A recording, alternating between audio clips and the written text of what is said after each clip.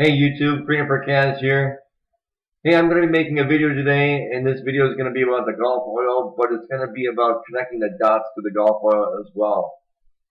If you people don't understand just what the heck's going on here, as far as this being an inside job or possibly the next 9/11, I really hope that you pay attention to this video. And even if you don't believe me, I want you to check out the links underneath. I want you to pay attention to what's going on here, folks.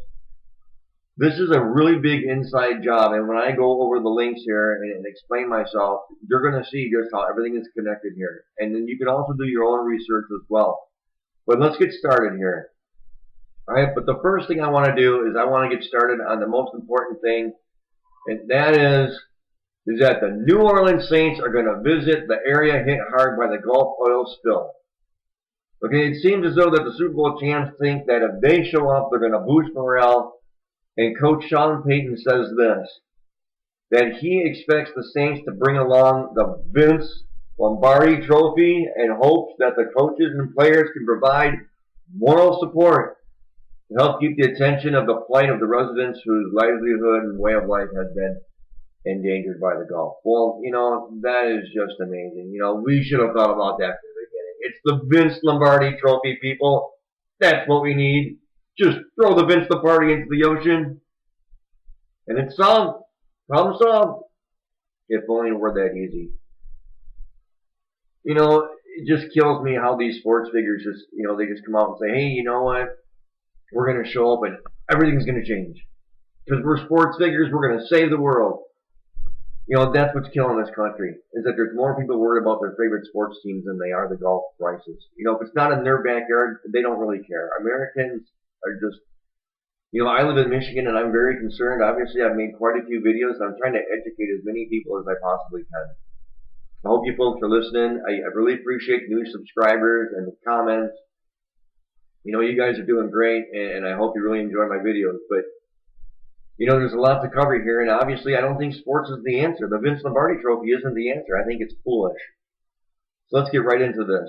All right, the first thing is that Halliburton agrees to buy Boots Coots.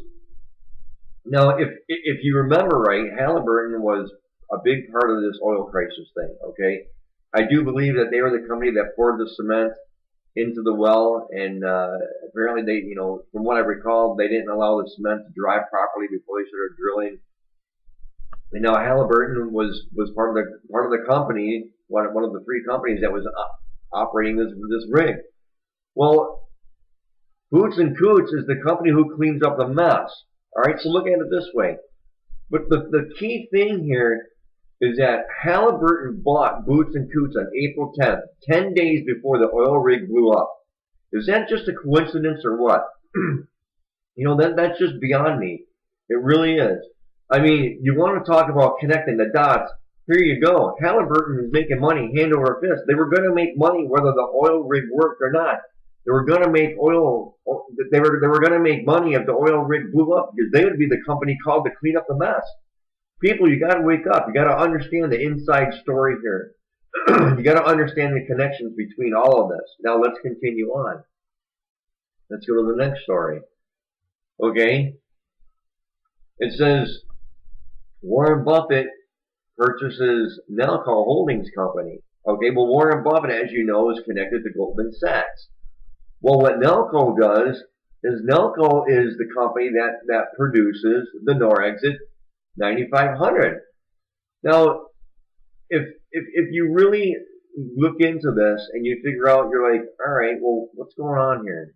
You know, this Corexit 9500 is just, it's extremely toxic, and it's just absolutely horrible for the water. It's absolutely horrible for the animals and the people. And once this gets into the air and a hurricane comes through and blows all this oil onto the mainland of the United States, everywhere east of the Mississippi, people, it's going to get crazy and it's going to get out of hand. All right? This is just an absolute mess. It really is. It's just an absolute mess.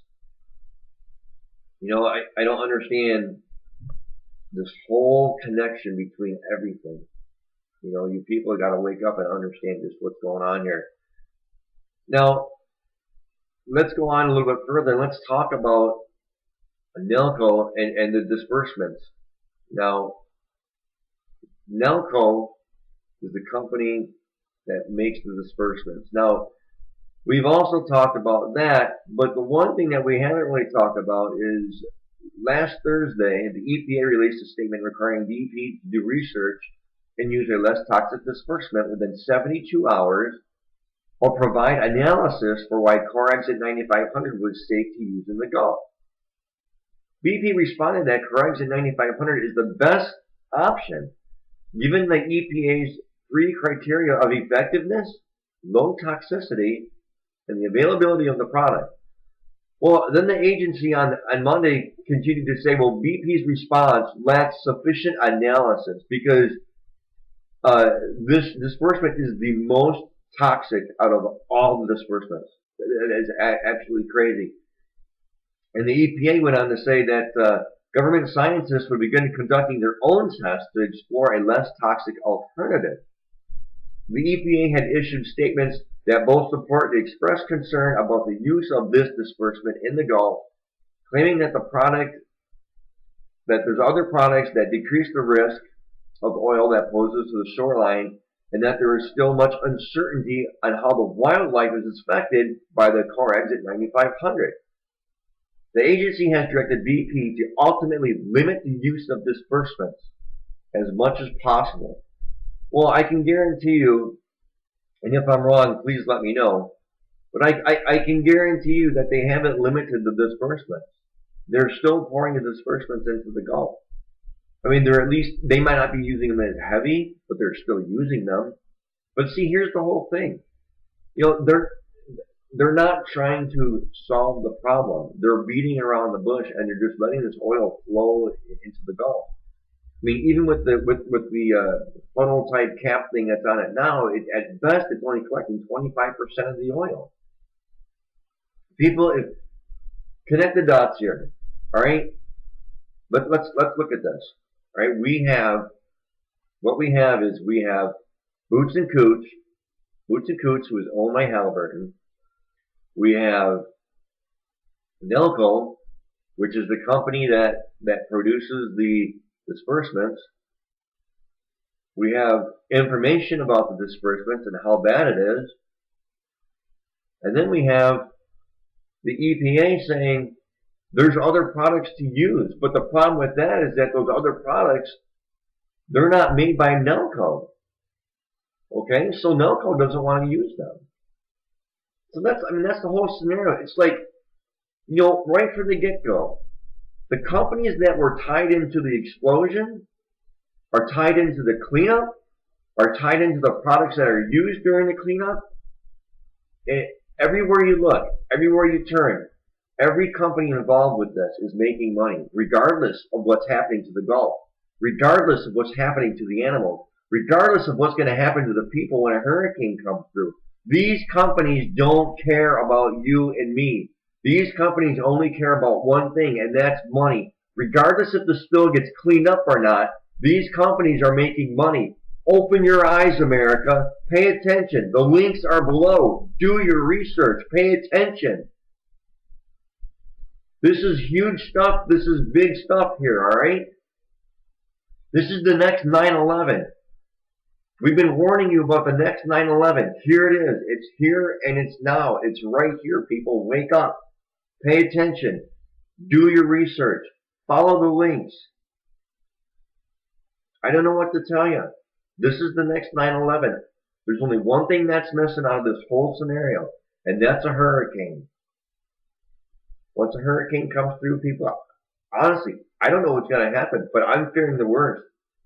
I just hope each and every one of you are preparing. I hope each and every one of you are getting ready. Please, people. This isn't a joke. Follow the links. Do your homework. Every company is connected. From here to Wall Street, every company is connected in this whole big scam. And that's what it is. This is the next 9/11. I hope you guys are listening. I hope you guys are awake and paying attention. Prepare. Get ready. A hurricane is coming.